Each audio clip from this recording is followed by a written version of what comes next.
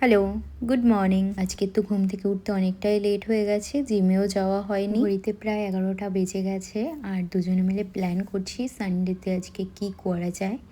ভাবছি নতুন কোথাও একটা ঘুরতে যাব, তো খুব একটা দূরে কোথাও যেতে ইচ্ছে করছে না। আর আজকে ব্রেকফাস্টটা ওট দিয়ে কমপ্লিট করলাম। আর ব্রেকফাস্ট বলে ভুল হবে, এখন 12:30 বেজেই গেছে। আর আমরা চলে এসেছিলাম পার্ক স্ট্রিটের দিকে, কিন্তু কোথায় যাব ডিসাইড করতে পারছিলাম না। তারপর হঠাৎই মনে পড়লো ইন্ডিয়ান মিউজিয়াম যাওয়া যায়। তারপর টিকিট কেটে চলে আসলাম ইন্ডিয়ান মিউজিয়ামে, যদিও আমি ফার্স্ট টাইমে আসলাম। আর আমি শুনেছি এই মিউজিয়ামটা নাকি অনেক পুরনো আর অনেক বড়। আর যেহেতু সব জায়গায় ভিডিও অ্যালাউ ছিল না, তো আমি সেইভাবে ভিডিও করতে পারিনি। যে কটা জায়গায় অ্যালাউ ছিল তো আমি সেখানেই ভিডিও করেছি। আর সত্যি কথা বলতে এগুলো তো আমরা সব বইতেই পড়েছি, কখনো সামনাসামনি গিয়ে এক্সপিরিয়েন্স করা হয়নি। ছোটবেলায় শীতকাল মানে মিউজিয়াম বা চিড়িয়াখানা বা পিকনিক এগুলোই ছিল, কিন্তু এই মিউজিয়ামে যদিও বা কখনোই আসা হয়নি। আর এই পাটের তৈরি দুর্গা প্রতিমাটা যে কি অসাধারণ লাগছিল কি বলবো। আর এই যে এই শাড়িগুলো, এগুলো যে এত বছর পুরনো সেগুলো বোঝাই যাচ্ছে না, কালার থেকে শুরু করে সব কিছু আলাদা।